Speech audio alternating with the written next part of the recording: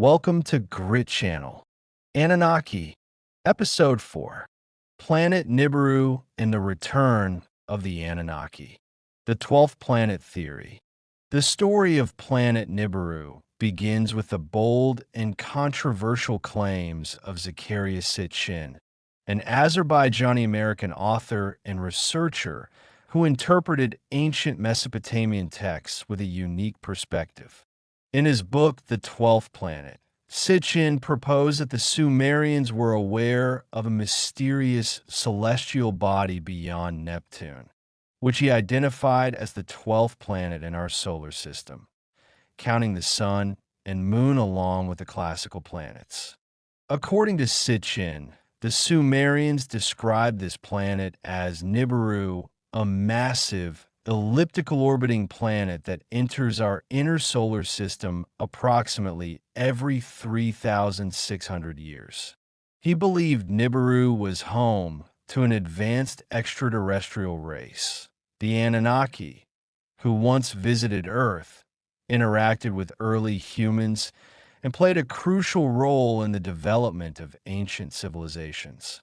The premise of the 12th planet theory is based heavily on Sitchin's interpretations of ancient Sumerian cuneiform tablets, particularly the Enuma Elish and other cosmological myths.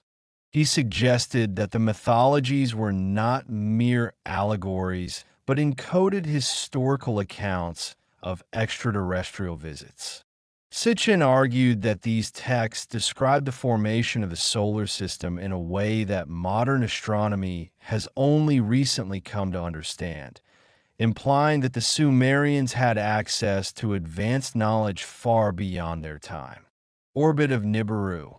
One of the most debated aspects of the Nibiru hypothesis is its orbit. Unlike the known planets that orbit the Sun in nearly circular paths, Nibiru's orbit is described as long, elliptical, and inclined, bringing it close to Earth every few millennia. This distant, mysterious trajectory means that for most of its orbit, Nibiru remains undetectable by modern telescopes and deep space monitoring systems. Sitchin suggested that the arrival of Nibiru in Earth's vicinity causes massive disruptions, geological upheavals, climate shifts, and even human evolutionary leaps. In ancient times, the Anunnaki are said to have traveled to Earth during these close passes, mining gold and influencing the genetic development of Homo sapiens to create a labor force for their mining operations. Some versions of the theory suggest that Nibiru is a rogue planet or even a failed star, a brown dwarf, with its own set of moons and gravitational influence. Its unusual orbit would keep it far from sight for most of its journey, but allow it to become visible and impactful during perihelion, the point at which it comes closest to the Sun. Critics, however, argue that such an orbit would be dynamically unstable over the long term and would likely have caused major disturbances in the solar system structure, which we do not observe today. Despite the lack of mainstream scientific support, the idea continues to fascinate the public and features prominently in alternative history and ancient astronaut theories. Is Nibiru real? The question of Nibiru's reality is one of the most controversial topics in modern pseudoscience and conspiracy circles. While mainstream astronomy has found no evidence of a large, unseen planet on an elongated orbit, there have been occasional reports of anomalies in the orbits of trans-Neptunian objects, TNOs, that some suggest could point to the existence of a distant, unknown planet. In recent years, the idea of a hypothetical Planet 9 has gained traction among astronomers. Unlike Nibiru, Planet 9 is theorized based on observed irregularities in the orbits of distant objects in the Kuiper Belt. While the scientific community continues to search for this planet, no link has been established between it and Sitchin's Nibiru. The two ideas differ significantly in terms of orbit, mass, and purpose.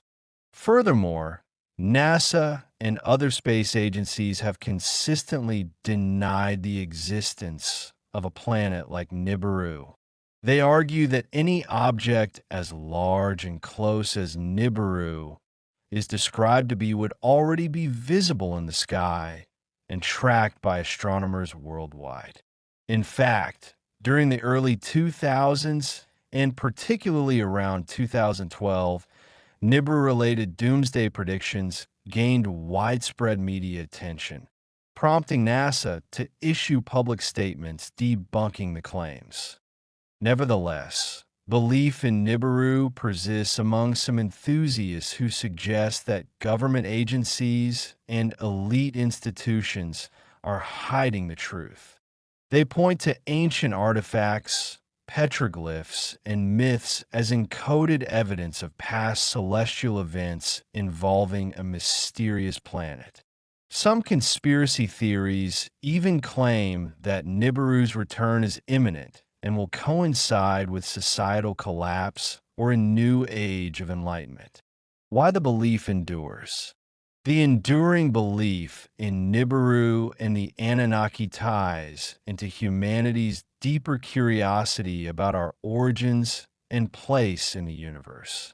The idea that ancient gods were actually spacefaring beings who visited Earth and shaped human history is both thrilling and unsettling. It suggests that we are not alone and that our past is far more complex than conventional history acknowledges. Popular culture has played a significant role in keeping the myth alive. Books, movies, documentaries, and online videos have dramatized the Nibiru narrative, blending science fiction with speculative archaeology. The image of a hidden planet filled with advanced beings returning to Earth resonates with those seeking answers beyond established institutions. Moreover, the rapid advancement of space exploration and astronomical discoveries keeps the public imagination primed for the unknown. Discovering exoplanets, understanding gravitational waves, and peering deeper into the cosmos only serve to remind us of how much we still don't know and how much could still be out there. Connecting Nibiru and the Anunnaki.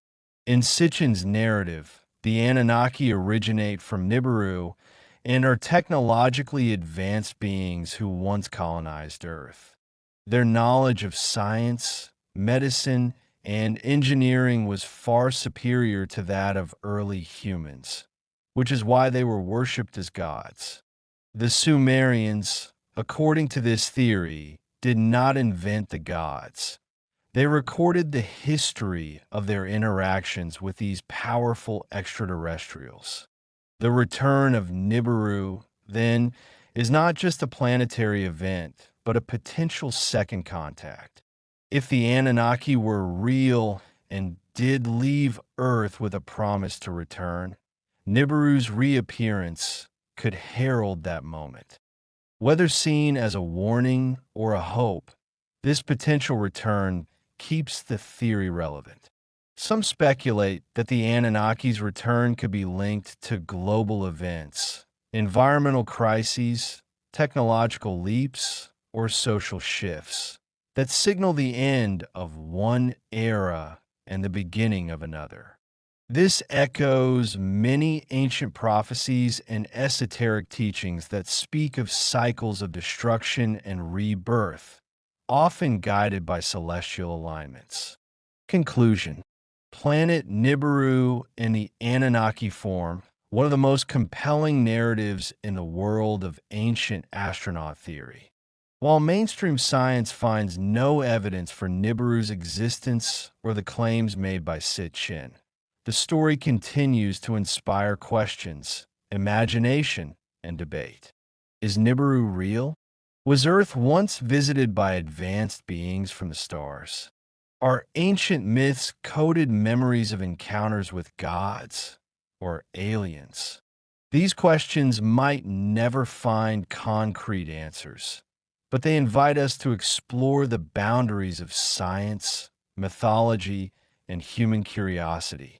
As we continue our journey through this book, we'll examine the legends, theories, and archaeological mysteries that surround the Anunnaki and their potential connection to human history. Whether fact, fiction, or something in between, the saga of Nibiru offers a captivating lens through which to view our ancient past and perhaps our future. See you in the next episode. Thank you for watching this video. Subscribe this channel for next video. Bye-bye.